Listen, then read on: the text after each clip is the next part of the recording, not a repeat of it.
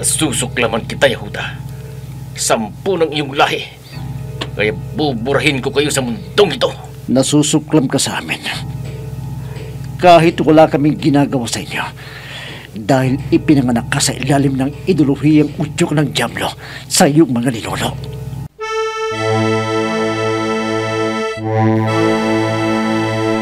Anong nangyari? Papaanong nangyari na ang napakakunti na hukbo na bilang nating kalaban ay nanalo laban sa ating laksalaksang bilang ng hukbo? Magpaliwanag kayo! Pero no, may traidor sa Kilusang Kaman na nagbibigay ng impormasyon sa pamunuang Liarce Defense Forces. Sino ang traidor? Sino?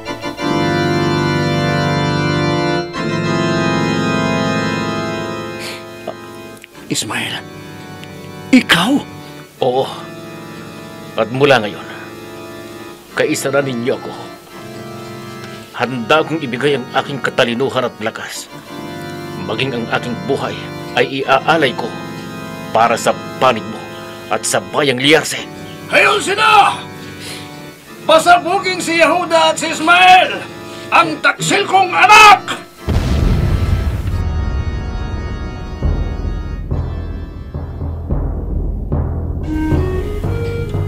Sa isang dako ng mundo ay mayroong isang bayan na maunlad at tahimik na nabubuhay. Subalit sa kasamang palad, ito'y napapaligiran ng iba't ibang bayan na pare-parehong nasusuklam sa bayang Liarce. Bunga ng pagkasuklam na ito ay napagkaisaan ng mga bayang yon ang patuloy na pag-asik ng kasamaan at pagpapalaganap ng kakatakutan para mapilitang palayain ang bayang Liarce sa lupain ni Yehuda. Sa panahong ito'y naipanganak sina Ismael at Yehuda na patuloy na ipinakita sa mundo na ang Liarce ay bayang pinili ni Yehuda. Yehuda! Ismael! Mula sa panulat ni Andrea Solar at sa direksyon ni Jun Cabato. Yehuda! Ismael! Inihahandog sa inyo ng F3 Recording Studio para sa pambansang radyo ng Pilipinas, Bombo Radio Philippines.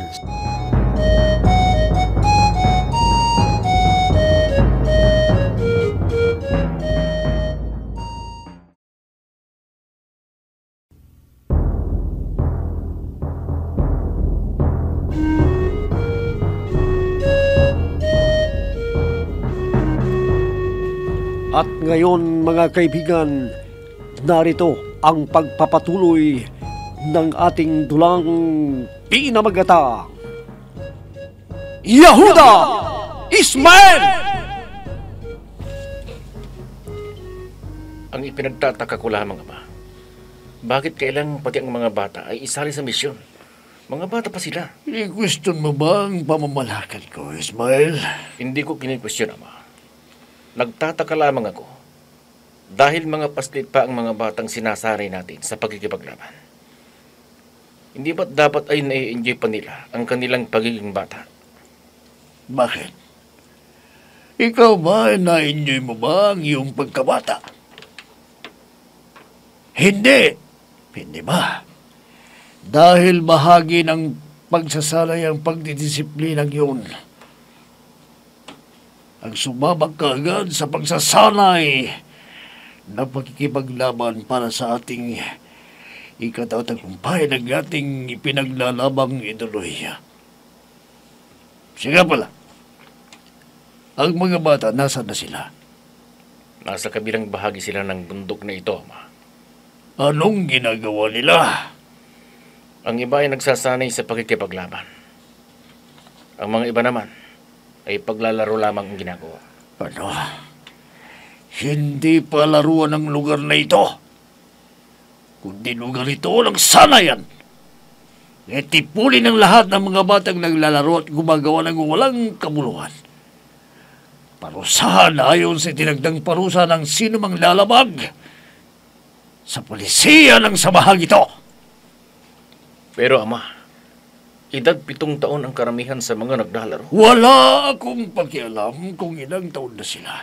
Ang mahalaga ay matuto sila na ayon sa regulasyon ng grupong kinaaaniban nila. At yun ang grupong ito. Nagkakaintindihan ba tayo, Ismael? Opo, ama. Siya nga pala, magpadala ka ng mga suicide bomber sa beach ng karating probinsyang ito. Sa lupain ng mga Liarsi. Oo! Ayon sa ating intelligence ay tahimik na naman daw silang nakatira sa lupaing inukupan nila. Gusto ko magpadala ka roon ng 1 hanggang 3 na magdadala ng bomba. Ang isang bomba ay sa mall. Ang bomba ay sa ospital. At ang isa naman ay sa universidad. At kailangang siguraduhin mo na marami kayong mapapatay ng mga kalaban. Maliwanag ba, Ismael? Opo, ama. Sige na. Lumakad ka na at patayin ninyo kahit sino nang hahadlang sa iniuutos ko sa'yo.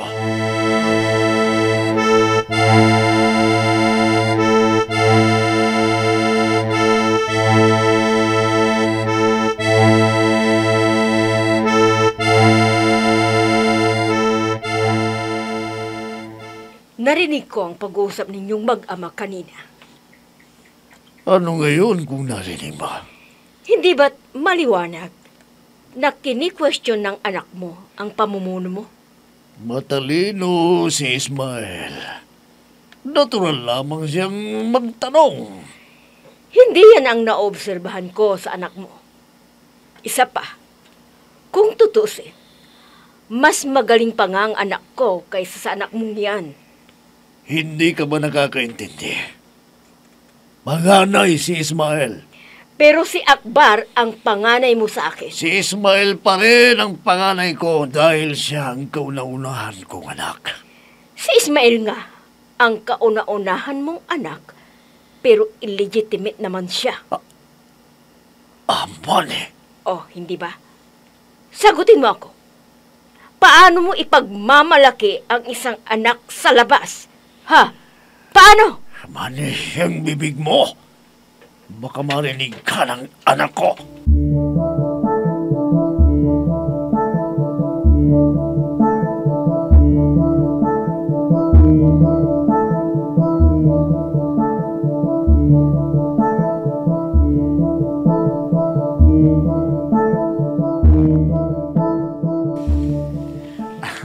Ina, meron pala akong sorpresa sa inyo. Ha? Ano yun, anak? Pumikit muna kayo. Batang ito, oo. Ang dami pang kaartihang nalalaman. Sige na, ina. Kung hindi, hindi ko ipapakita sa inyo. O sige na nga, pipikit na ako. Bibilang ako ng 1 hanggang 3, ina.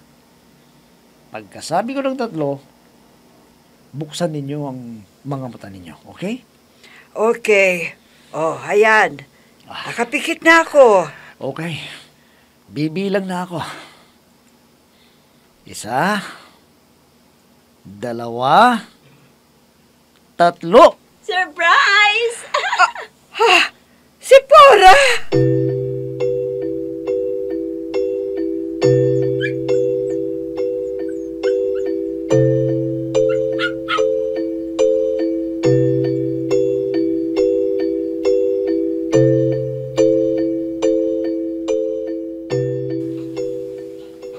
Mabuti naman, Saldo. At nakasama ka sa misyong ito. Kailangan ko ang mapasama sa prinsipe ng kilusang Haman, Ismael. Mabuti naman kung ganon. Siya nga pala, kumusta na ang pinapagawa ni Amang Pinuno sa'yo? Okay lang naman, Ismael. Medyo mahaba-haba na ang paghuhukay na ginagawa ng mga kasamahan.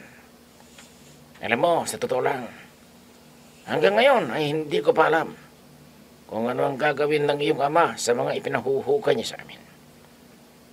Alam mo ba ang dahilan kung bakit nagpapahukay ang iyong amang pinuno? Oo, Saldo, alam ko. Pero wala ako sa posisyon para sabihin ng anuman sa napag-usapan namin ni Amang Pinuno. Siya nga pala, yung mga taong magpapasabong, nakahanda na ba? Oo, Ismael. Kung ganun, paghandain mo na yung 3 na magdadala ng mga bomba sa lugar ng ating mga kalaban. Pare, yan ang aking gagawin. Ang mga bomba, na siguro na ba ninyo nasasabog sa oras na pasasabugin na ninyo? Oo, nakahanda na ang lahat ng aming gagamitin, pare. Mabuti naman. Basta ang bilin ko, tandaan ninyo. Ilagay ninyo ang bomba kung saan maraming tao. Para marami na namang malalagas na bilang sa panig ng ating mga kalabang liyarse. Maliwanag, pare. Sige. Tawagin mo na ang magsasagawa ng pagpapasabog. At lihim tayong lalapit sa kanilang bayan hanggang sa maisagawa na natin ang ating plano.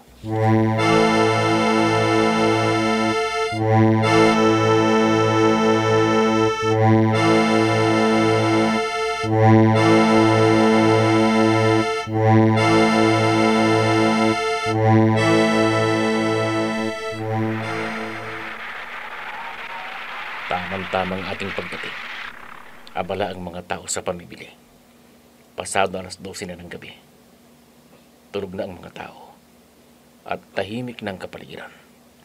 Magandang pagkakataon ito para sa ating plano. Wala na ngang makakakita sa gagawin natin, Prinsipe. Sige.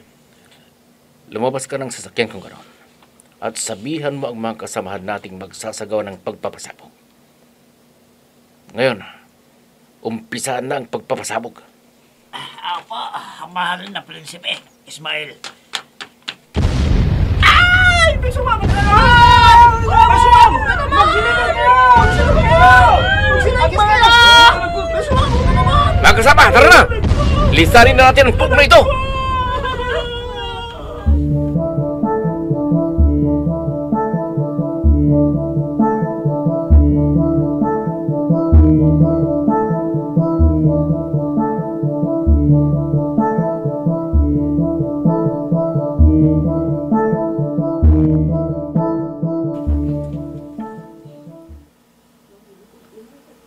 Binibigyan talaga ako sa iyo, Ismael. Matagumpay na namang naisakatuparan ang ipinag-utos ng Kirusan. Kulang pa nga ang ginawa kong yun eh. Dahil may mga nakatagbo. At hindi ko na nahabol pa dahil dumating na ang mga parak. Tingnan nga pala, Ismael. May iba pala ako ng paksa. Bakit ba naging magkaaway kayo ni Yehuda? Hindi ba? Best friend kayong dati? Oo, matalikan kaming magkaibigan noon ni Yehuda. Kaya lang nang malaman kong krusonada niya si Sipora, ay bigla akong nakaramdam ng pagkamuhi sa kanya. Lalo nang malaman ko na isa pala siyang liyarse. Dapat nga talagang ikaw ang aming pinuno dahil sa galing mo. Dahil ito ka na pala, anak. Binabati kita sa tagumpay ng iyong misyon. Anak ka kitang talaga. Kanino pa ako magmamana, Ama, kundi sa iyo.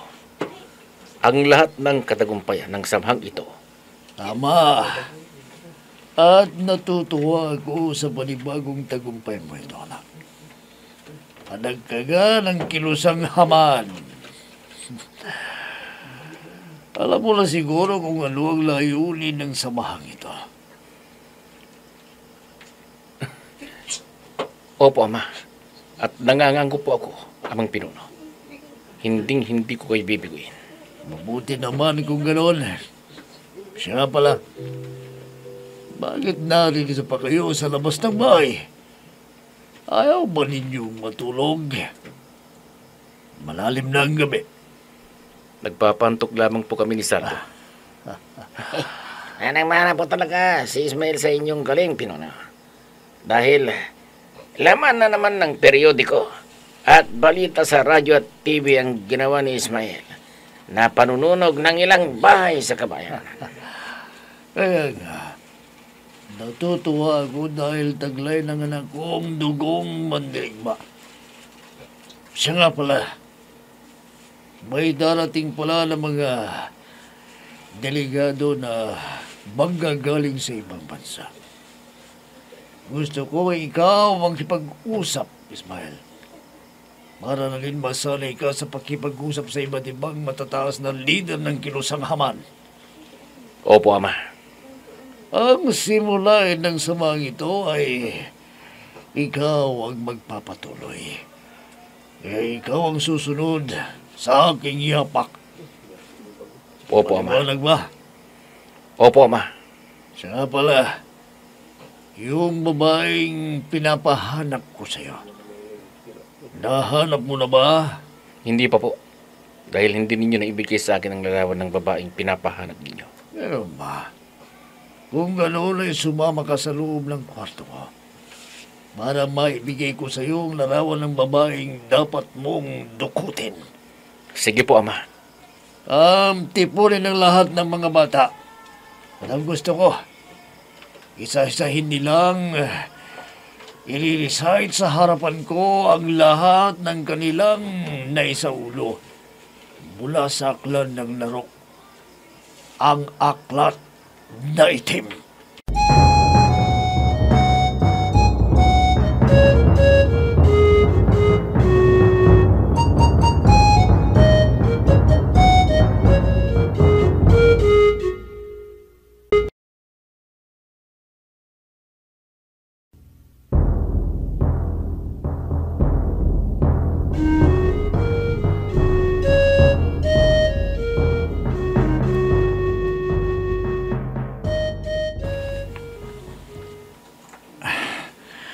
Napakatahimik ng lugar na ito.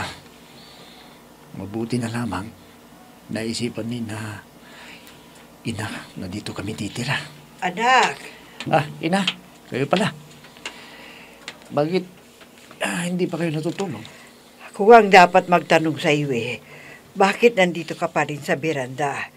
Ayaw mo pa bang matulog? Hindi pa nga ako inaantok, ina eh. Ay, pareho pala tayo.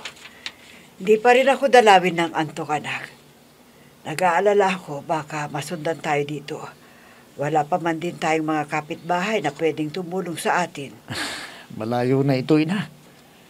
Hindi na siguro mga kaspang mga teroristang yon para pumunta pa rito. Hindi mo alam kung hanggang saan ang kakahayaan ng mga teroristang yon. Pumapatay sila ng mga taong walang kalaban-laban. Ina, wala kayong dapat na ipangamba. Naririto ako. Ako ang magtatanggol sa inyo. Walang masamang mangyayari sa inyo. At yan ay pinapangako ko sa aking sarili. Nang gabing kamuntik nang mawala sa akin. Dahil sa panununog ng mga terorista yon sa ating lugar. Pinapangako kong walang mangyayari sa inyo.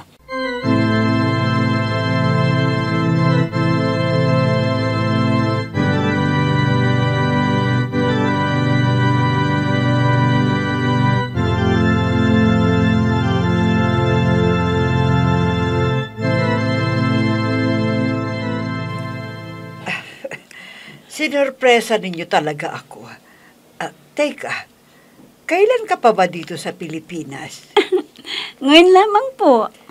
Ang ibig mong sabihin, mula sa airport, dumiretso ka na dito sa bahay? Opo. Siya nga po pala. Heto ang mga pasalubong ko sa inyo. Pagpasensya nyo na't hindi ko kabisado ang inyong sukat, Tita Ina. Wala akong pakialam kung kasya ba sa akin o hindi.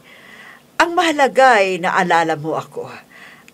Tara sa kusina at nagpaluto ako ng paborito mong fruit salad. Naku, tataba ko lalo niyan, Tita Ina. Okay lang na tumaba ka para wala nang ibang magkakagusto sa'yo at walang magiging karibal ang aking anak. Ha?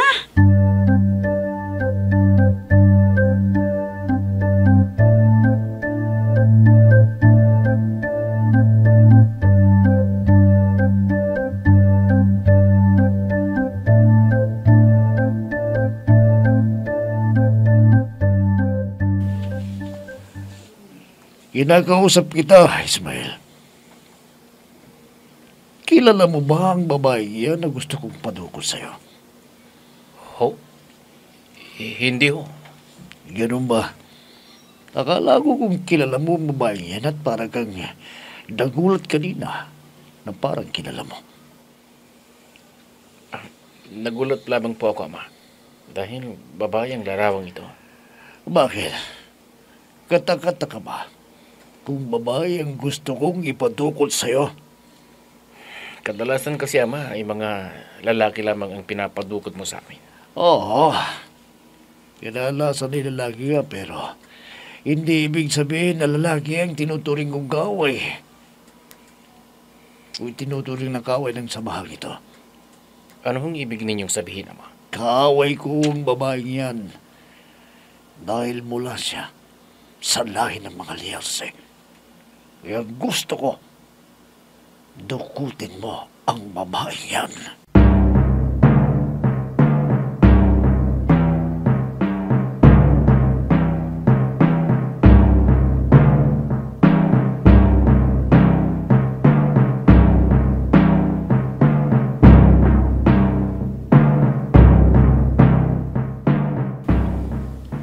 Kahit naman galit ako kay Yehuda, hindi naman ibig sabihin na magagalit ako kay Tita Miriam.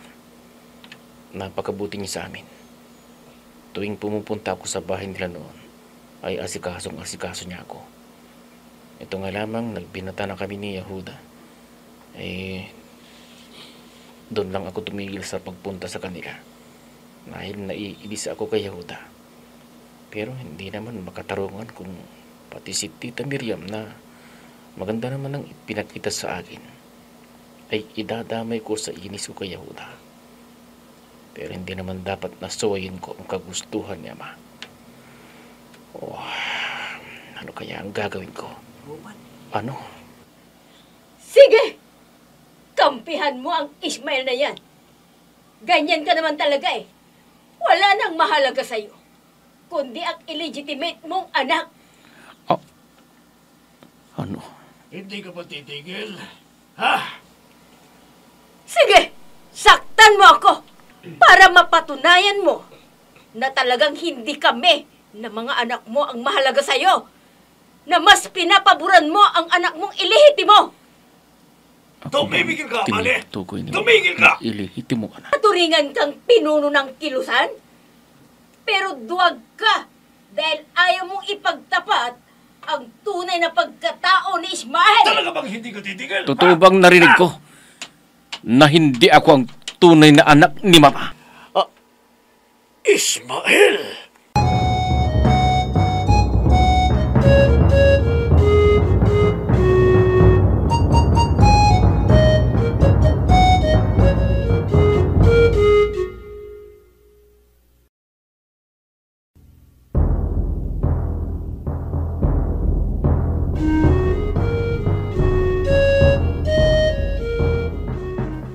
Ano nga ba ang tunay na pagkatao ni Ismael?